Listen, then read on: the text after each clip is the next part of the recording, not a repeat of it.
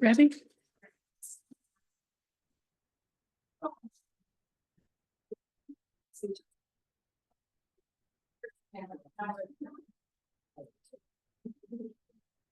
Okay. Okay.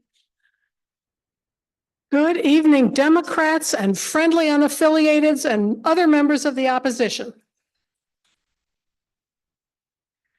I'm Vicki Shea. I'm the chair of the Fair and Democratic Club, and we are in the gathering place, which is the Homeowners Association building, and we're also on Zoom, so we have people looking in. 4 reminders before we begin. First, please turn off your cell phone. Number 2, please don't throw out your beverage cups. They're hard plastic and they're reusable. We wash them in the dishwasher and bring them back to every meeting to throw away less plastic. Number 3, to ask a question, please wait for the microphone. Someone will bring it to you so that everyone can hear it easily, including the Zoom audience. And number 4, this is new. We received $30 at one of the last meetings with no names attached. So we don't know whose money that is. And if somebody, when you renew or when you join, you should be getting a letter from the treasurer or the membership chair. So if you think you paid and you haven't gotten a letter, that means you're it. And after the meeting, if you'll go talk to Lee at the membership table, just to give us your name. Now, and one big announcement after the 4 little ones. So you have all probably received emails about peaceful demonstrations planned nationwide on April the 5th.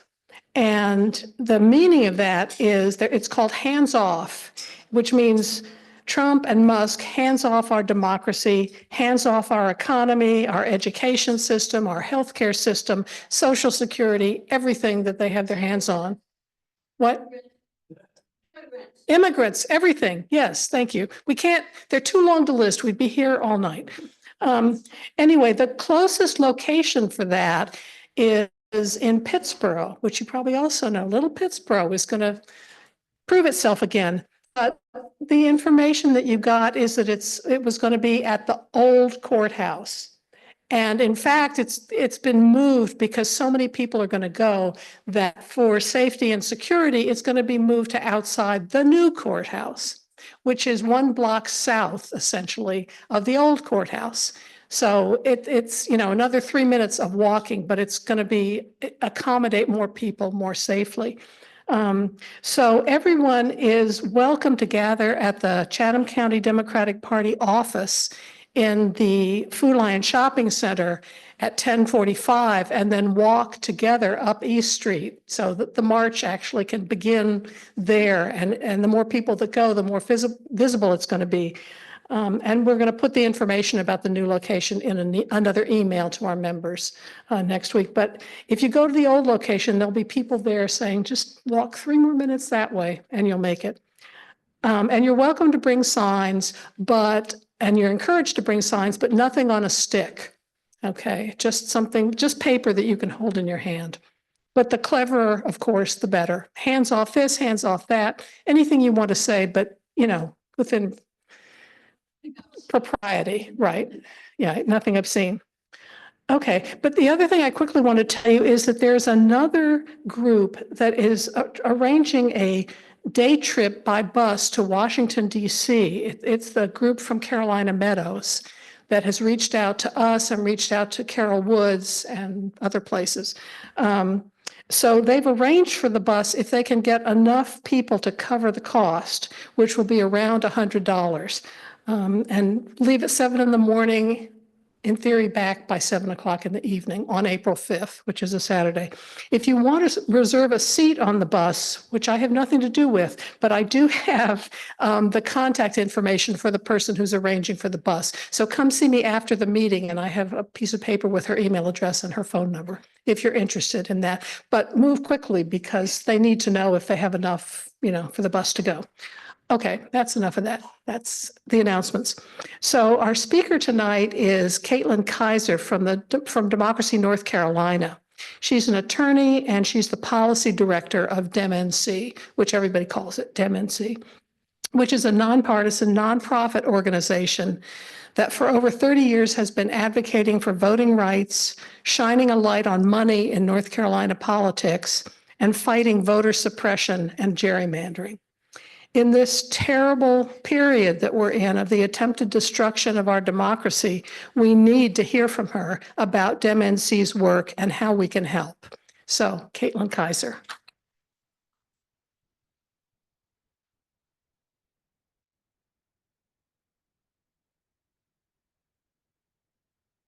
Good evening, everyone. Thank you, Vicki, so much for that wonderful introduction. As Vicki said, my name is Katelin Kaiser. I am the policy director at Democracy North Carolina. I've been in that position since May of 2024, so I'm relatively new.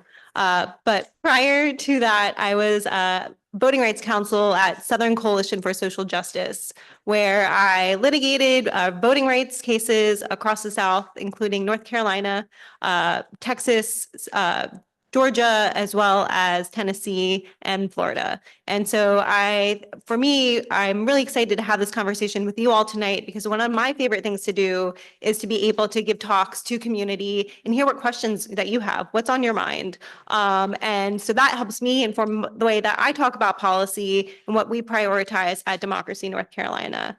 I also just want to be mindful that our organization is nonpartisan, and so I will be speaking in ways where, whether you are Republican, Democrat, unaffiliated with the Green Party, I would be talking that same way to anyone. And so just wanted to make sure that as I'm going through this, I will be speaking in nonpartisan. However, if you are asking me questions or have a response, you are not policed by being nonpartisan, but I might not be able to respond in a way that is partisan back. So just wanted to put that disclaimer out there for everyone.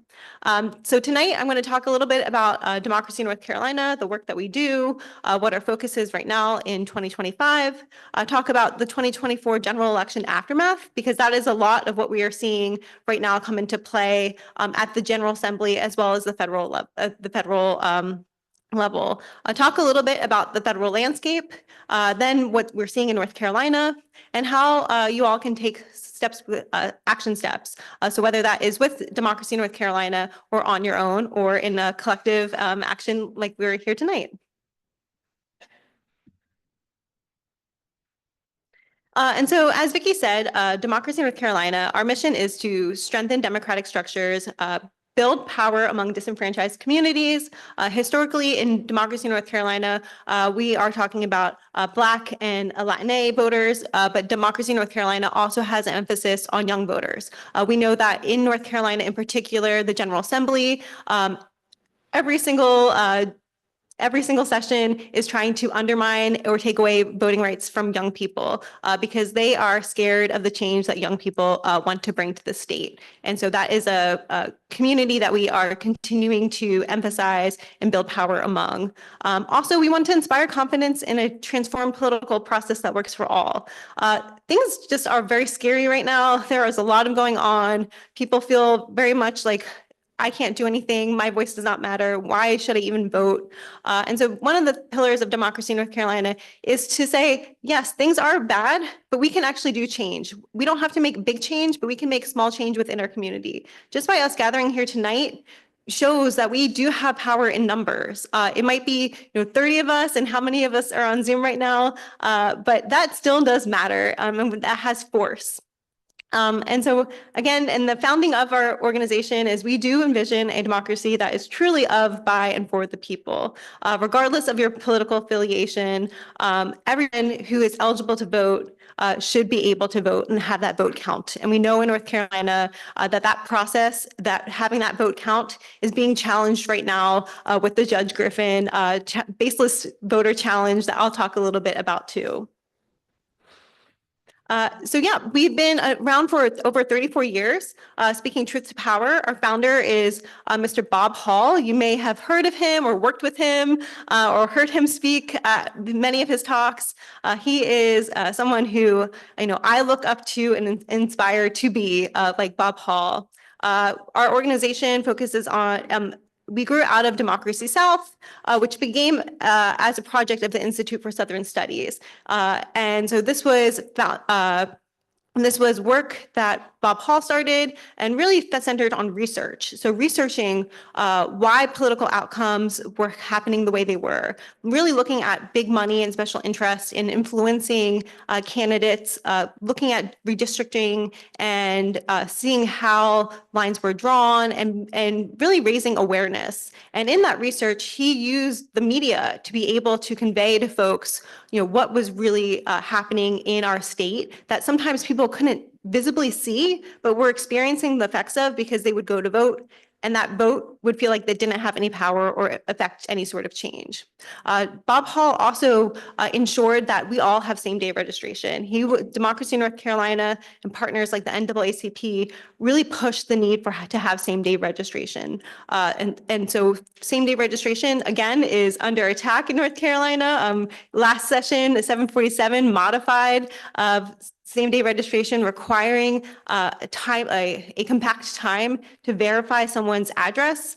We know that mail, in particular, is not the best way to be able to get people to respond to things. And so by utilizing really outdated fashions and not requiring people to be contacted by phone or text or email, these are just ways of ensuring ensuring voter suppression.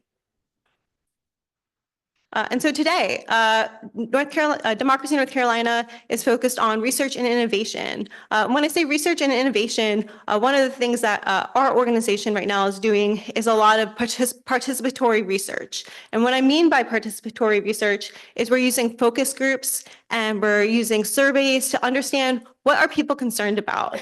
How are people experiencing voter registration? How are people understanding these various changes of, thinking about election integrity, this term that is used many times by the GOP to say that, elections need to be secure. But when we really think about election integrity or just recently, today, actually, Donald Trump passed an executive order and the executive order's title was Preserving and Protecting the Integrity of American Elections. When I think about that, I honestly think it's a dog whistle because when we think about preserving American elections, they were always meant to ensure that some people could vote and some people couldn't. And when I say some people couldn't, we're thinking about Black voters in particular. And so that sort of election integrity mind frame, although, yes, we all want safe, fair, and secure elections, but really what they're saying is that we want to ensure that some people have access to the ballot, and that access is a privilege, not a right. And so when we think about research innovation, that is what we are really trying to be able to parcel through and get to the bottom of that. So one of the projects that my team is working on right now is doing storytelling with voter registration. So working with organizations that are either direct services or smaller grassroots that spend a part of their time each year doing voter registration drives. There was a bill, and I'll talk about this, that was introduced, House Bill 127, that criminalizes voter registration drives. And so what we wanted to do is talk to organizations, learn how they would react. I see everyone's face. That was how I reacted as well. See what the reaction is. Do they understand this law? Like if they were to have to decide that they wanted to continue to try to engage people with voter registration. And then also flip the question on them. How could we make voter registration work better in North Carolina? What are ways that you have thought about using your own expertise in being able to craft policy that then we can affirmatively bring, maybe not to the General Assembly, because again, it is, right now we are seeing a lot of messaging bills passed, but not thinking that they're going to go anywhere. But we can bring hope and understanding to people in their communities about what could be. We also really engage with students and young voters. North Carolina has Democracy North Carolina has two main programs. One called Democracy Summer, which is a summer internship program for North Carolinians across the state. And the goal of that is to create a pipeline program to develop young leaders to be able to understand how to engage with lawmakers, to know what the tools of organizing are, to develop a comms social media plan about how to engage their peers or other people in their community. That program was 25 years last summer, and so we'll be going on our 26th year this summer. And then we've also just started a new program called Bridge. And this program engages young people who are not in college. So young people who may have decided to go to technical school, young people who may not have been able to afford to go to a four-year college and instead have started after high school working a job. And so we're engaging those young leaders because we know that they are primary stakeholders in their communities, whether or not they're barbers or whether or not they're other people who are maybe faith leaders, who really are able to connect to other young people and community members about the importance of voting, and as well as other issues that are facing their community, whether that is access to clean water or other issues. There are so many issues, so many issues that are going on. And then finally, the last pillar that we engage in is election protection. So you may have seen in each election, people outside of your polling places with the yellow shirts. Those are Democracy North Carolina's vote protectors. Those are people that we train to ensure that when people are going into the polling place or coming out of the polling place, that they have someone that they could talk to who is from their community, who is educated and informed about what a provisional ballot is. What sort of photo ID do you need to have when you go to vote? And if you don't have photo ID, that you can still vote and help people feel empowered to be an advocate for themselves. And a main part of my role during elections is managing our 888-hour voter protection non-voter hotline, which this year we had over 6,000, or I should say 2024, we had over 6,000 calls from voters across the state. And in that, we train attorneys, they don't have to be experts in election law like myself, who take calls from voters who ask questions about where's my polling place to reports of voter intimidation. And from that data that we gather through our vote protectors and our hotline, as well as our County Board of Elections monitors, we draft reports that reflect experiences that voters had during the election. And we use that to advocate as a platform at the General Assembly, as well as just giving people understanding of the landscape of voting in North Carolina.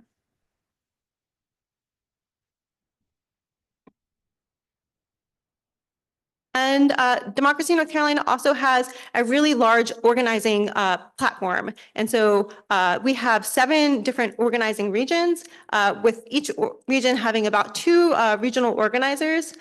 We don't have a regional organizer in Chatham County, but I have Shug and Jason's name on the slide, who are really wonderful.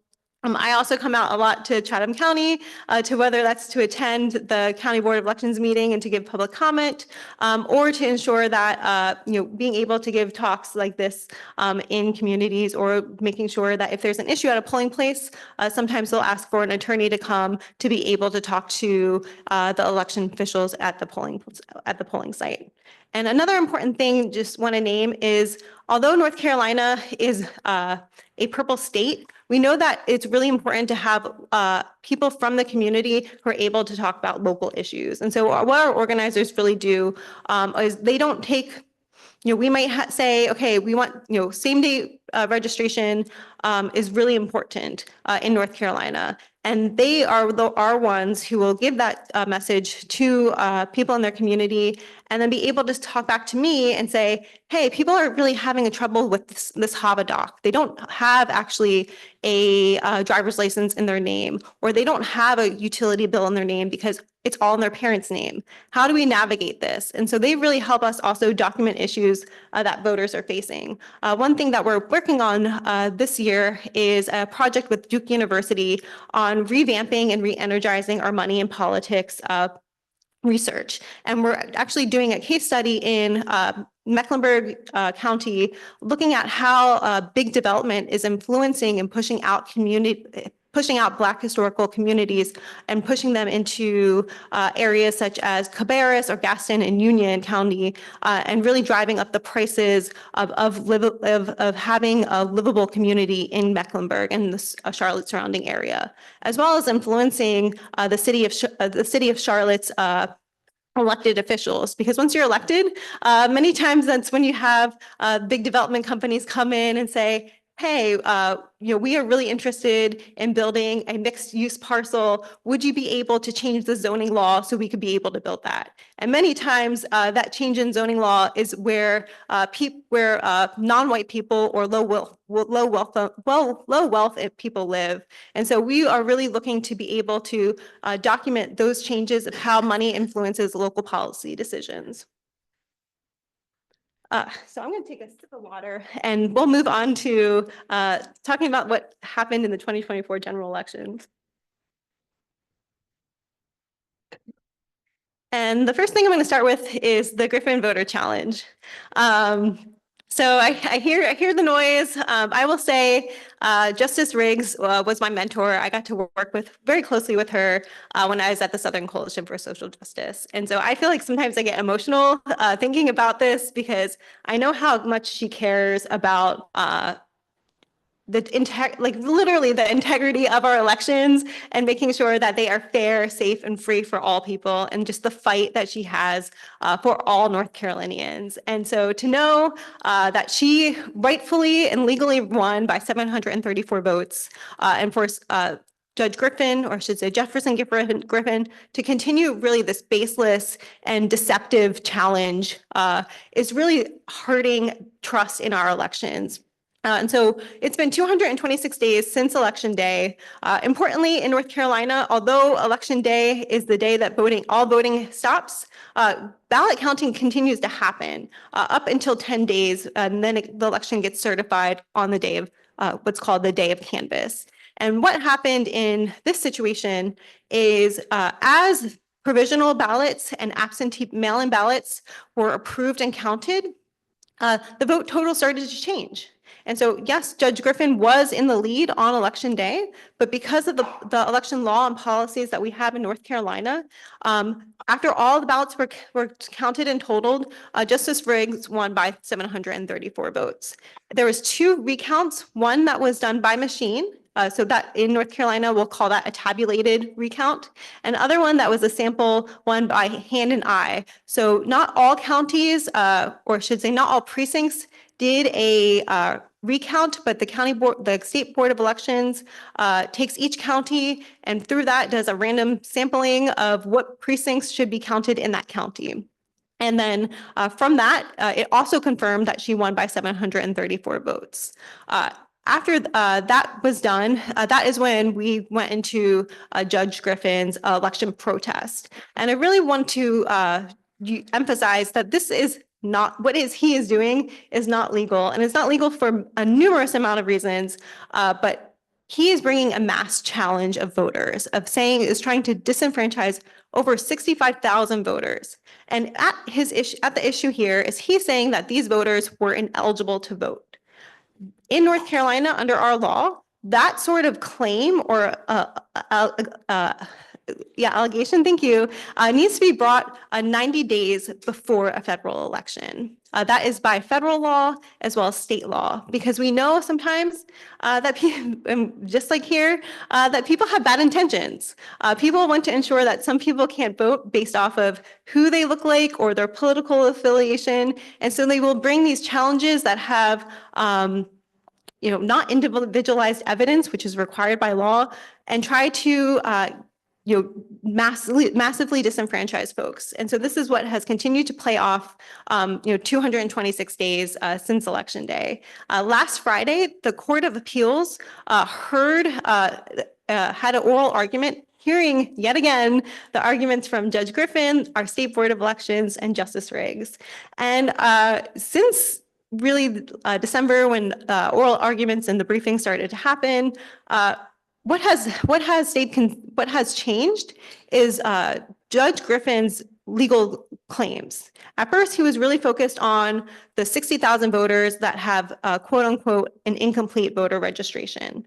And when I say incomplete voter registration, he's claiming that these voters never provided their social security number or driver's license number when they registered to vote.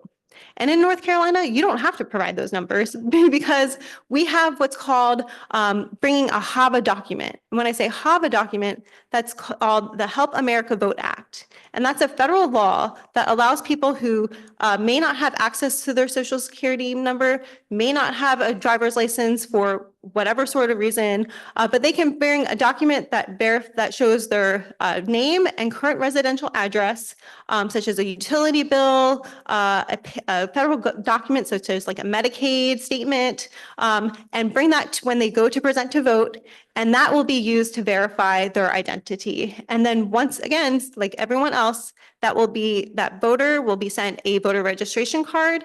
And if that voter registration card bounces back or is not able to be verified, that person is not registered to vote. Their vote will not count. And so we have these safeguards in place to ensure that only eligible voters can vote in North Carolina. So first he was focused on this group. And then as evidence started to come out from the State Board of Elections and other groups like Democracy North Carolina, explaining to the public about how voting and voter registration works. The State Board of Elections also came out with an analysis saying that over half of the voters that Judge Griffin was claiming did not have a social security number or driver's license number actually did. And they also provided other examples of, for the other half of those voters, why they might not be showing up in the public data as having a driver's license or social security number for various technical reasons that all are still legal. For example, many people in North Carolina registered to vote before 2004. That was when HAVA law became in place. And so then he switched to, okay, let's another category of voters, which was the military and overseas voters. In that category, he is claiming, one, that those voters were required by law to show voter photo ID. That's not true at all.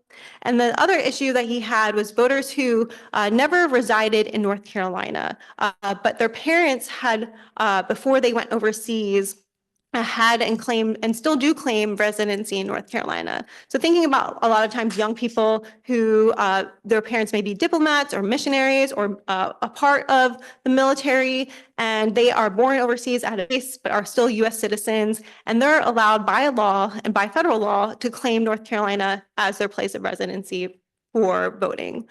So he has continued to shift his legal arguments to try to, one, see what will appeal to his co-Republicans, as many of them have come out and said, enough is enough, we got to move on, as well as the courts to see what illegal argument the courts have in their dissents or in their opinions have agreed with. And so we're waiting right now waiting for the Court of Appeals to release its order. Probably this will happen within the next week or so, maybe. And we're still expecting this to be appealed, which will go back to the North Carolina Supreme Court. And the North Carolina Supreme Court has given a signal that it does agree with Griffin in terms of his legal arguments. However, I am a little bit hopeful that if the court does decide that these 60,000 plus voters were not able to vote or were not eligible to vote, that there should be some sort of posture for ensuring that these voters can cure their voter registration. And so one of the things that Democracy North Carolina is doing right now is for voters who have their vote challenged, giving them education about how to update their voter registration, how to check if their initial voter registration had a social security number or driver's license attached to it, and just connecting with an attorney like myself to be able to walk them through the process so that if that day comes, they can say, I have a copy of my original voter registration and it has these numbers here. And so I think regardless of what happens, I'm not expecting this to stop anytime soon because there's also the option of bringing this back to federal court because this case has a lot of federal issues related to it. So the Help America Vote Act, the 14th Amendment of the US Constitution, the Voting Rights Act, as well as another law called the NVRA, which is the National Voter Registration Act. Yeah, there we go, NVRA. Another issue from the 2024 general election is about provisional voting. In North Carolina, provisional voting is a fail-safe. And so what that means is, say I registered at the DMV, and for some reason, my registration didn't go through. I show up to vote, and the poll worker says, I can't find you on the rolls. At that point, I would be able to vote a provisional ballot because that is a fail-safe. I have made that attempt to register to vote. And I have the right under federal and state law to be able to still cast a ballot, but it will be under a provisional ballot. Also, provisional ballots are used in North Carolina for if a voter does not show their ID or forgot their ID, they're able to vote a provisional ballot and either use an ID exception form or come back to the County Board of Elections with their ID within a certain period of time to have that ballot counted. The most common use of common need for voting a provisional ballot is this no record of registration. And the example I provided about someone trying to register at the DMV and then that not going through is the primary reason that that people show up as no record of registration. And so one of the things that Democracy in North Carolina is really advocating for at the General Assembly is to fund and fix our DMV. Because that is a major way that people get registered to vote because it's easy to vote there. You already have your driver's license, ID, and so you'll have all your information. But yet the system is not working and communicating with our state board of elections. And so we're really advocating to ensure that there's money put in the modernization of our DMV system. And so this was, again, the most common reason to cast a provisional ballot. It was also the most common reason to reject a provisional ballot. And the reason why I say this is many times people actually are very unfamiliar about where to vote on election day. This is especially true in many rural counties like Davison and Lincoln, or more out on the west, where people may live on the border, and it's easier for them to, after work, to drive to the most nearest polling place, and then they show up at the polling place, and the poll worker says, "You're not on these rolls," and so they vote a provisional ballot. And what we see is a trend of people who think they voted in the right county, but we're not there. And in North Carolina, our voter registration doesn't follow us. And so I'm registered in Orange County, so I can only vote in Orange County. And if I move to Wake County and claim that to be my permanent residence, then I would have to re-register to vote in Wake County. And not a lot of people understand that in North Carolina. And so we see that as a trend. Many times on the hotline that I manage, we get calls from voters all the time making this question, like raising this concern, and not realizing or having that education about your voter registration record.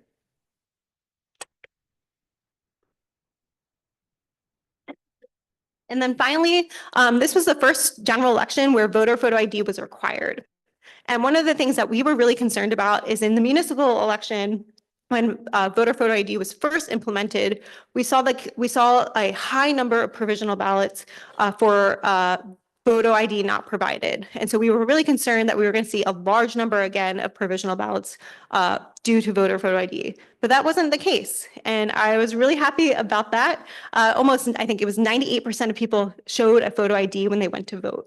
However, there is concern, about 74% of the voters who did not provide an ID, they didn't use a ID exception form, which meant that they didn't have to make two separate trips to ensure that their vote was counted. And so if you weren't given that ID exception form, what that voter was required to do is return back to their county board of elections and show a photo ID. And if you're like me and someone says, okay, you have to go return this order that you made, you forget. It just sits there. It's out of your mind.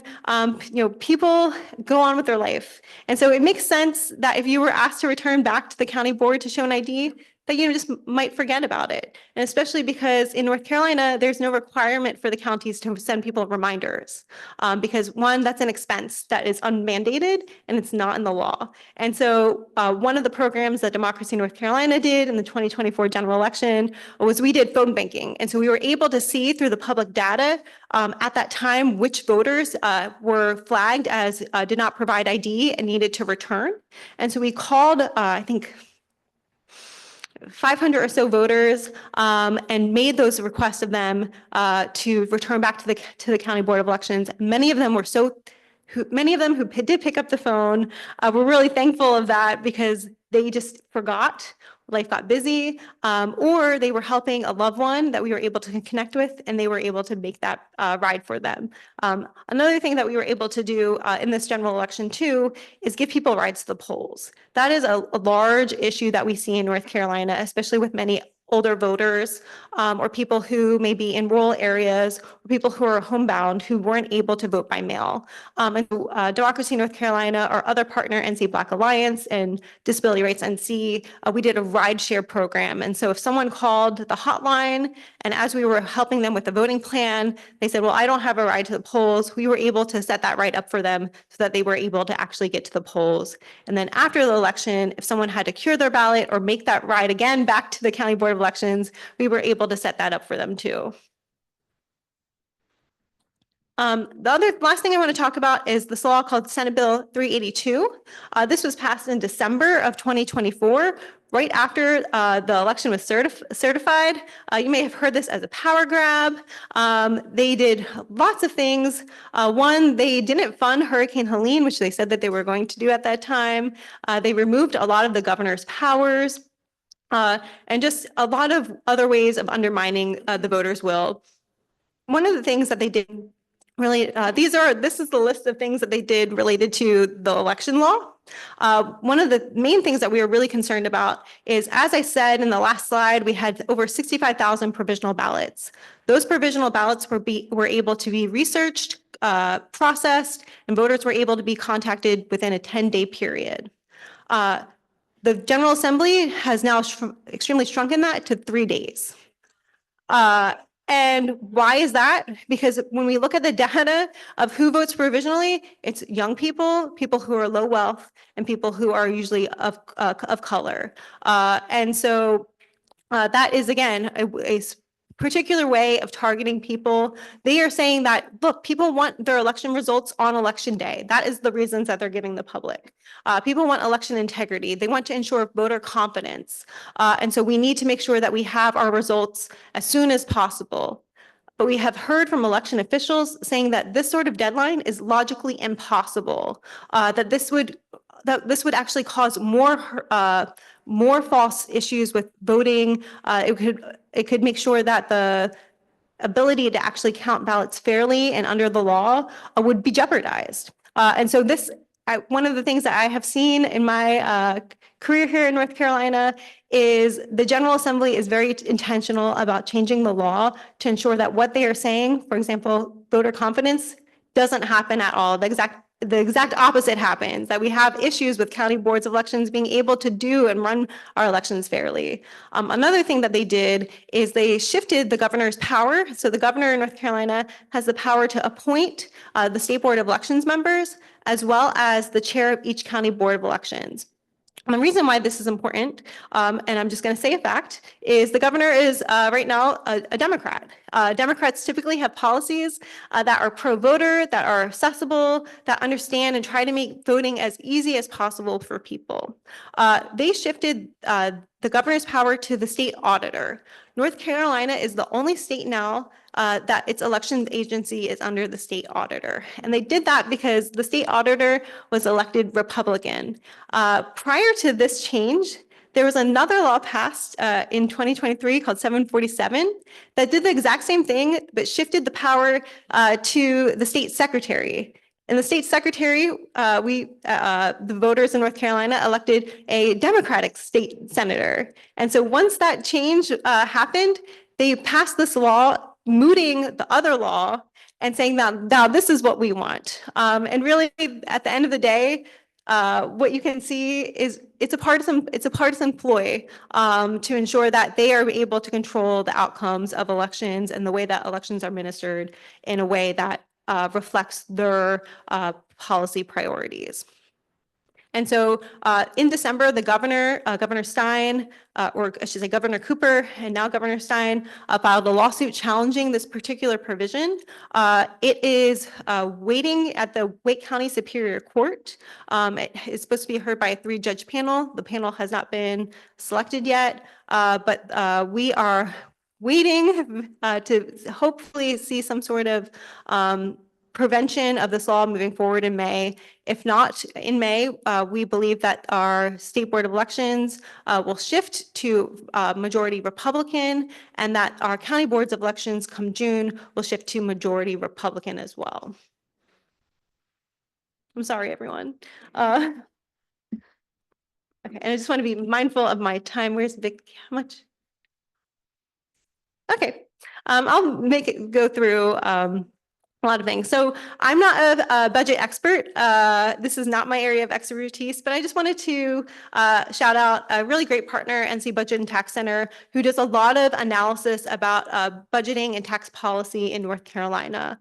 And so I just wanted to, I think one of the things that we see in North Carolina is where right now the Trump administration is going.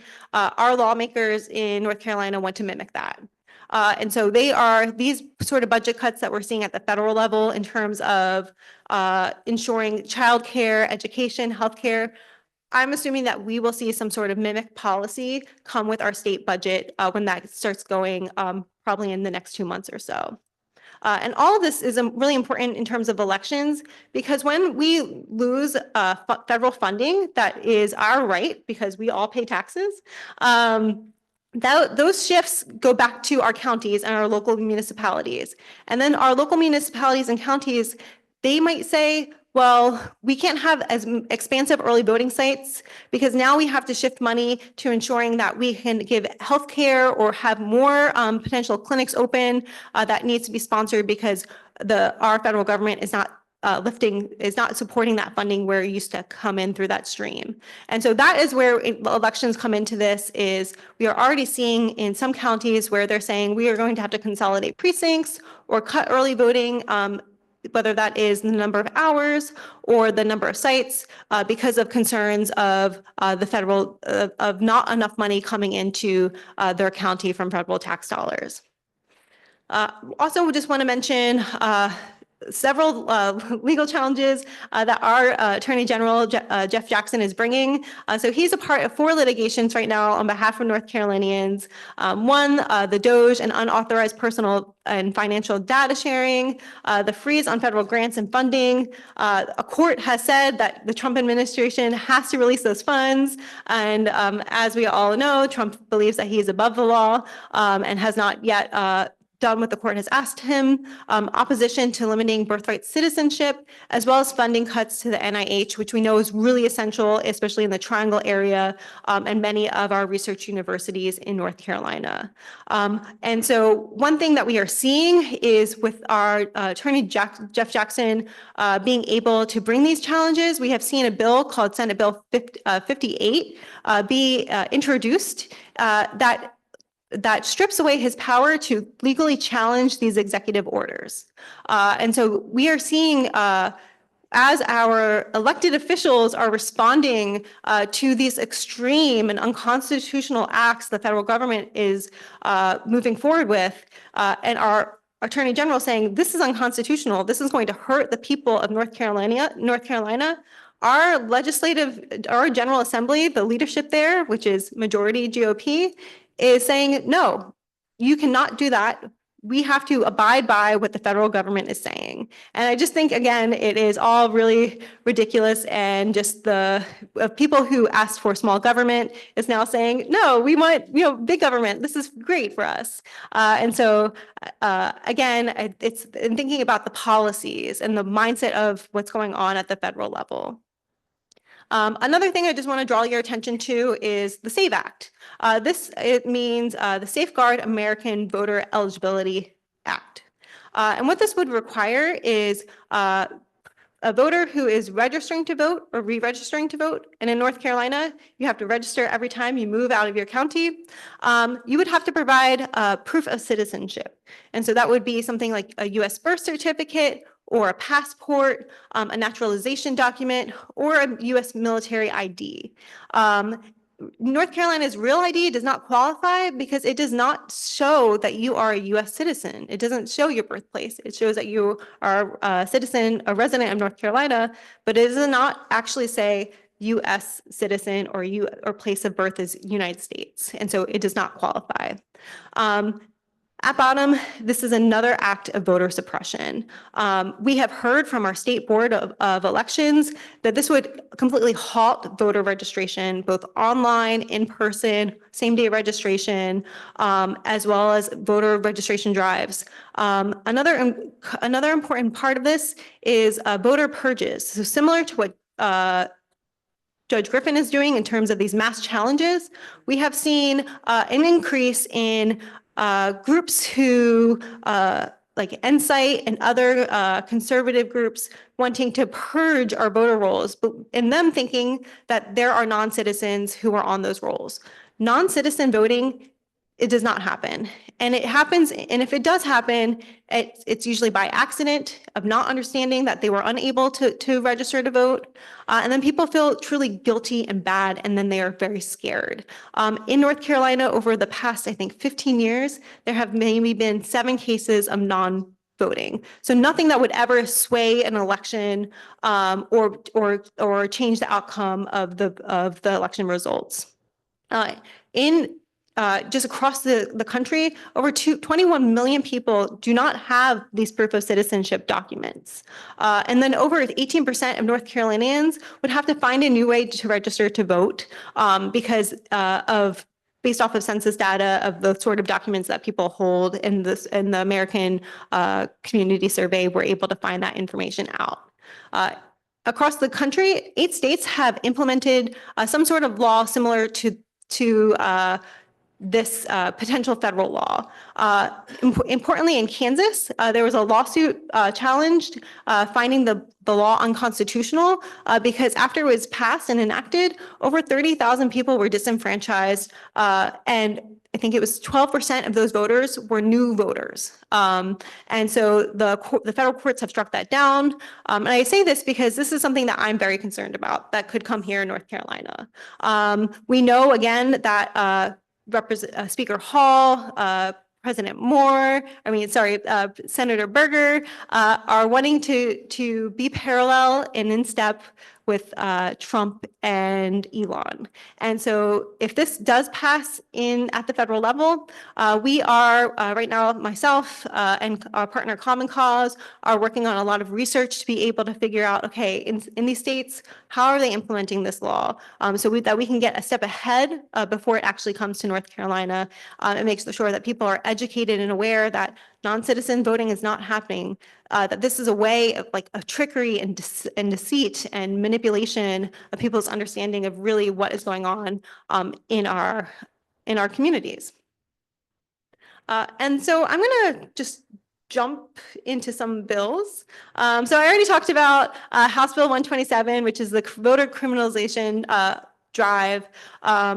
Another important stat is Black registrants are nearly twice as likely to report registering through community-based programs as white voters. So again, when I see the General Assembly changing our laws for voting, the first thing I'm asking is, why?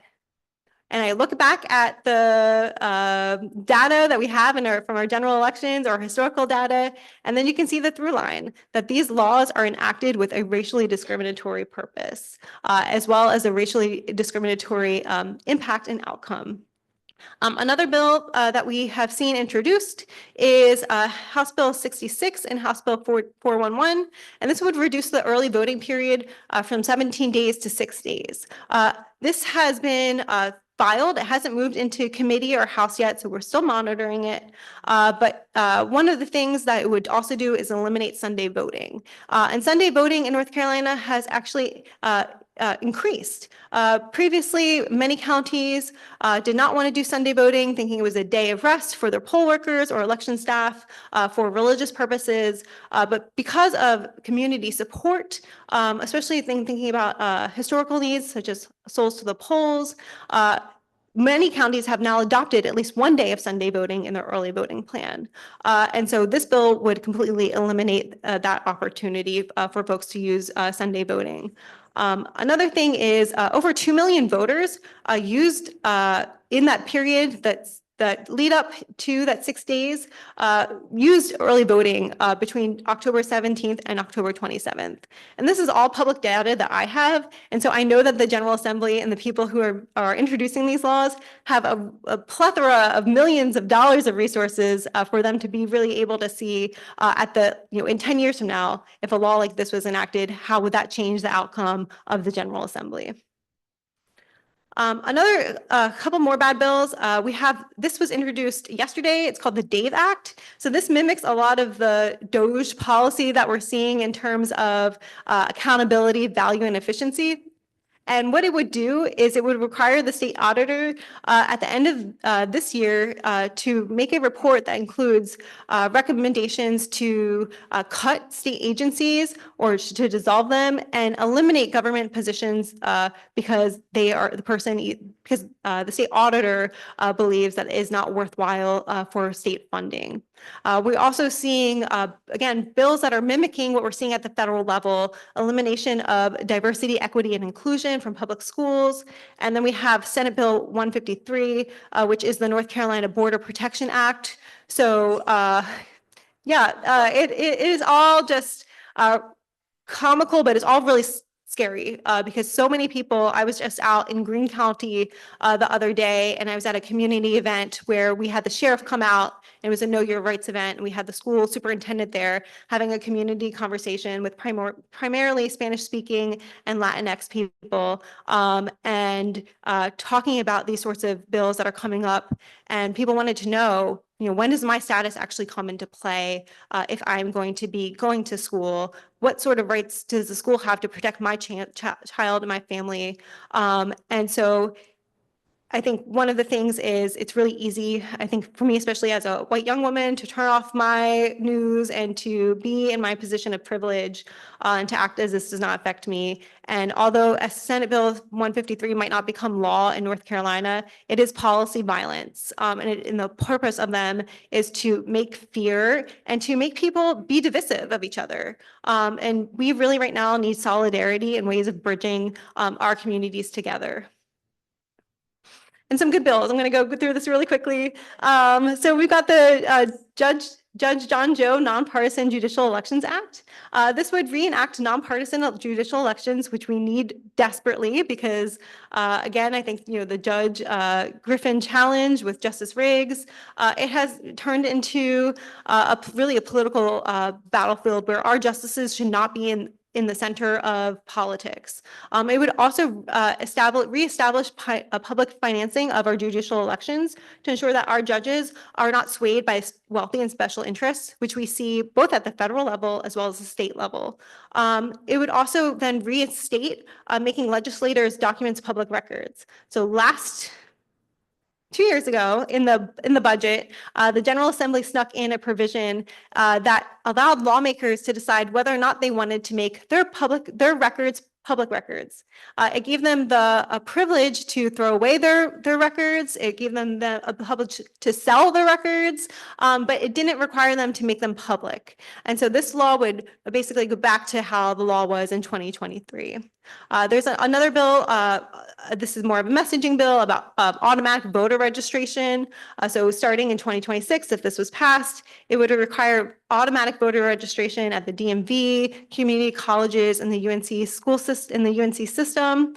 It would also require that when someone is coming out of incarceration after a felony conviction, that their parole officer or the detention person would be mandated to tell them about automatic voter registration and what they would need to be able to re-register to vote.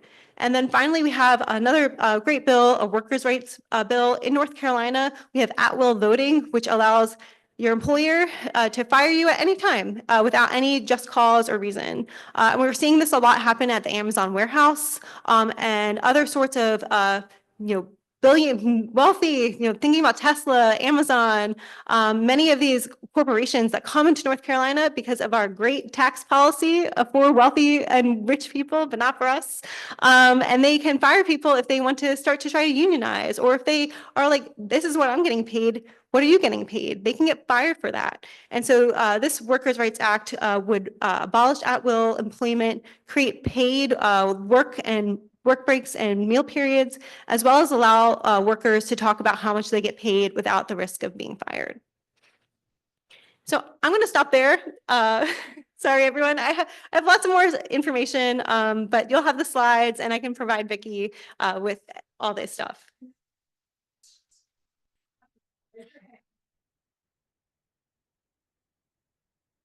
Hi, Tony Carroll. I have one question I've always had. So let's assume that the state Supreme Court invalidates those or deregisters those 60,000 voters. What happens to all of the other elections that have been certified? So those elections stay certified because they have already been certified. The voter, so like say I'm one of the 60,000 voters that have been challenged. What would happen is if the court said, yes, you were not, Judge Griffin, you're correct. Katelin Kaiser is not eligible to vote. My vote wouldn't count for that race, but it would count for all other races. However, the concerning is this opens up the door for future issues or future lawsuits to come immediately after that and say, well, if she wasn't eligible for this race, why should the certification for all these other races matter? And so under law, it says that those races should still count. But we know right now, the law really doesn't matter, especially for wealthy people who have the ability and financial backings to continue these baseless lawsuits without any sort of evidence or meeting the legal standard to be able to even meet a well-pleaded complaint.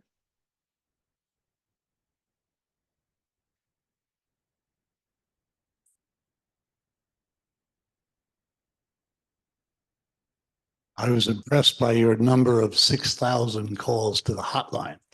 I'm curious, of those 6,000 approximately, what portion of them involve that intimidation idea that you mentioned? Yeah, so so I've been managing the hotline since 2020. And so this year in particular, what we saw was an increase of voter intimidation outside of the polling place, not necessarily by outside groups, but by poll observers outside of the polling place. So people who are affiliated with a candidate or a party who were utilizing their position and influence to tell voters, oh, the voting door is over here, or, oh, you can't bring this paper with you into the polling site, or particularly racially profiling people who appear to be Latinx or Hispanic. And so we saw a lot of issues outside of the polling place as compared to previous years. And in those scenarios, what we do on the hotline is that if someone calls and makes a report of voter intimidation, whether that is like what I just talked about, is someone, intimidating someone before they enter the polling place. We also had people report of microaggressions from poll workers inside the polling place, people feeling like, after they came out of the polling place, maybe talked to someone with a vote protector who was a vote protector, and they said, oh, I didn't, have an ID and I didn't get an ID exception form, or I wasn't able to vote. People take that as a form of voter intimidation, which I think is rightfully so. However, our laws many times do not capture the sort of lived experiences people have with voter intimidation. And so when we get these sorts of complaints and reports, we do report them so we follow up with the voter themselves. We do an intake and interview with them, try to get as much information as possible. We write up an affidavit for them. So just in case there is an opportunity to bring this as a legal challenge, whether that's at the administrative level level or in the court or in our courts. And then from there, we compile reports to the State Board of Elections or the County Board of Elections. And so many times when we get these reports, I will be the one who calls the County Board of Elections and say, we got this report on X date at this time, at this polling place, and this is what the voter was saying. And many times the County Boards of Elections want to then talk directly to the voter. But at that point in time, the voter usually is like, I don't want to deal with this anymore. I'm done with this. I don't have time. Like they feel like as if their dignity and their dignity was not respected. And so why should I give more time to this county or this polling place that doesn't even care about my voice? And so we try to work with voters to empower them to understand why it's really important for them, their single voice, to still stand up in those situations. And then we work with the State Board of Elections to track those sorts of trends. So if we see a polling place, for example, continue to ask curbside voters, what is your disability? They're not allowed to do that. It's a violation of our rights in North Carolina. So if we see that trend happening, we will try to get information about who that poll worker is and flag that for the state board, so then the state board can make that correction. And we also then at the end of, this will be coming out in July of 2024, we write a report about these intimidation calls and use that as a way of creating a public record. So if we get, in 4 years from now, a DOJ that respects voters' rights and the Voting Rights Act, we'll have evidence of showing how voters faced intimidation in North Carolina. Of course. Thank you for your question.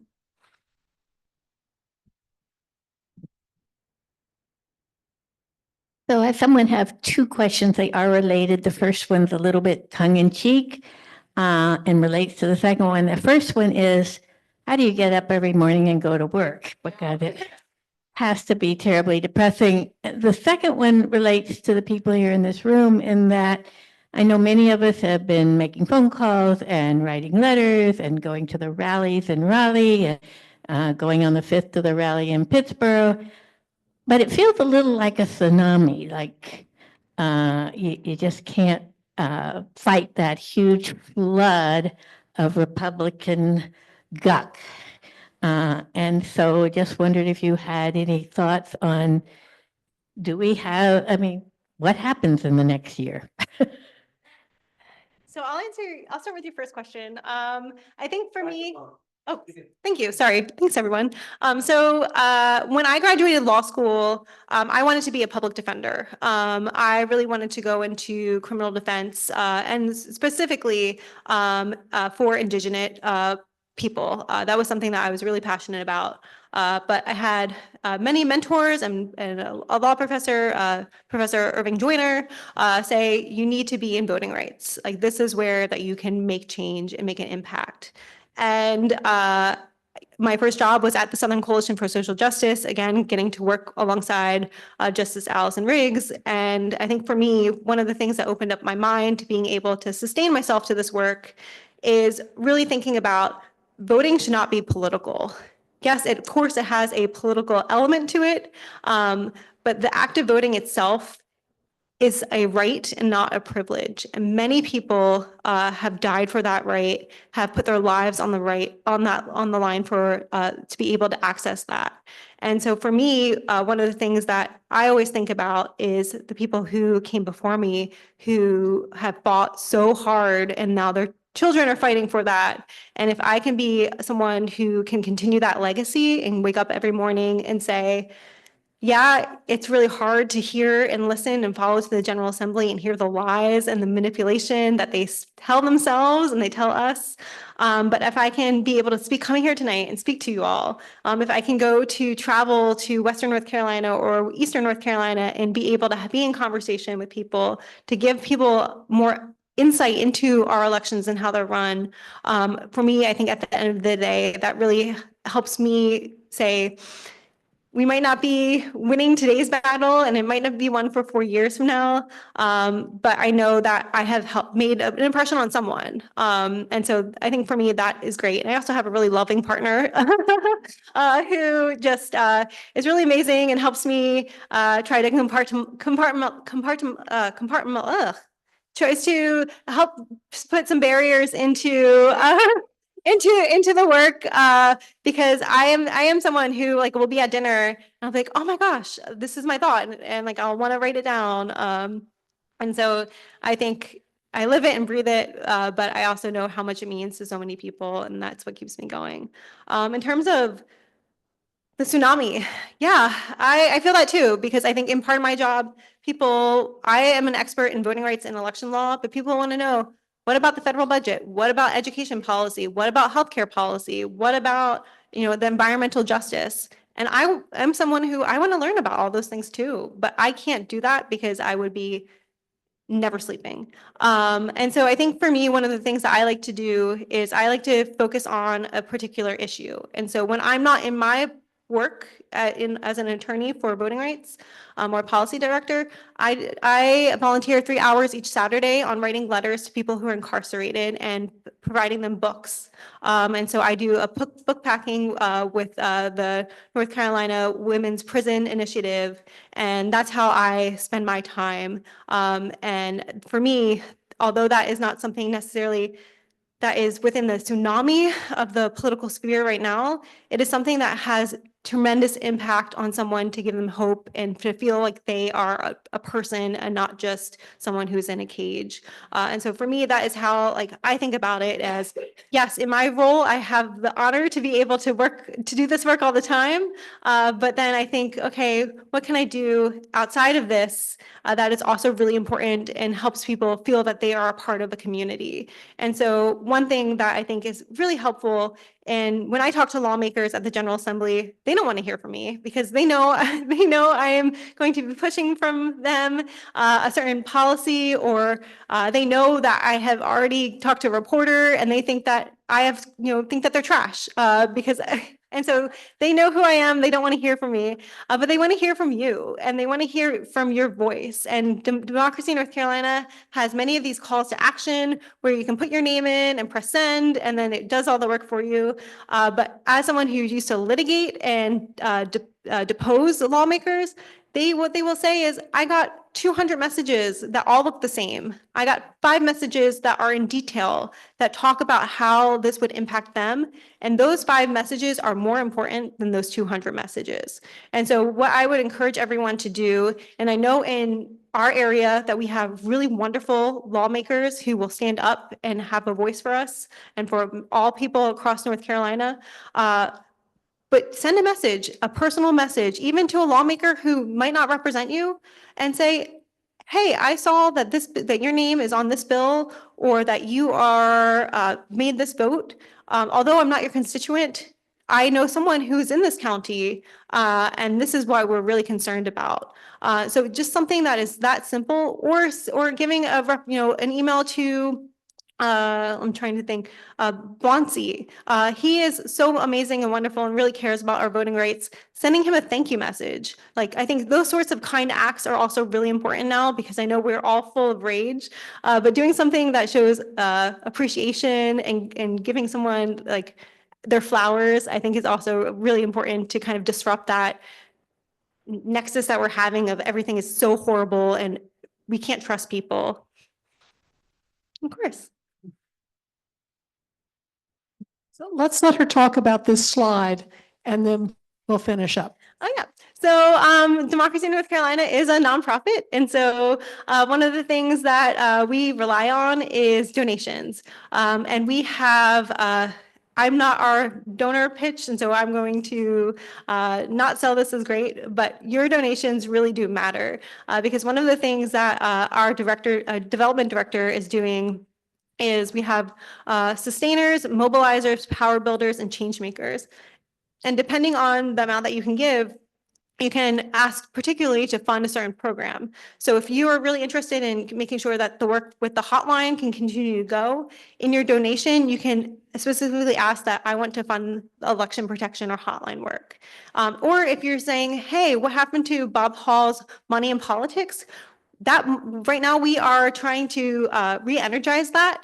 That takes money. I'm doing multiple different things every day, and so I'm not able to don't give my time for that. But I would love to hire a researcher to be able to do that, and so or a contractor to be able to come on, or to be able to give a fellowship to a student at NCCU or UNC to be able to help us with that. And so those sorts of donations really do build up, especially monthly donations if that's possible for you. And so we have our democracync.org/donate, and I'll make sure that Vicki gets that. But that's something that one of the things that we'll also do too, if you are interested in donating and maybe want to see a certain program or are interested in a certain policy, we can also set up a time where we have an individual meeting with you with our donors, and I will give another talk about our research or about the X thing that you are funding. And so we really try to make sure that once you give your dollars, you know where they're going to, and that we can show you a direct through line of, okay, you provided us $20 a month. Here's how we use that $20. And so we were really trying to be similar to how we advocate for transparent and participatory elections and funding. We want to do the same with our donations. So we will post all these slides on our website. And I did want to say one thing before we all clap our hearts out, because isn't it amazing? I do go to the Chatham County Board of Elections meetings every month, and the staff is wonderful. And right now the Board of Elections is 3 Democrats and 2 Republicans. So that's very good. And this bill might do something with that. Although they really do try to work hard doing that work to be just making voting efficient and fair to everybody. But if anybody ever wants to go to one of those meetings, I will pick you up at your house and drive you there. It's in Pittsburgh. It's the 3rd Tuesday of every month. And it's really interesting. And you might want to go back every month after that. But you can also watch every meeting online and enter comments and questions into the chat box there. So it's much more publicly available than people think it is. And there are Democracy North Carolina materials on the table. Help yourself. And now a raucous round of applause.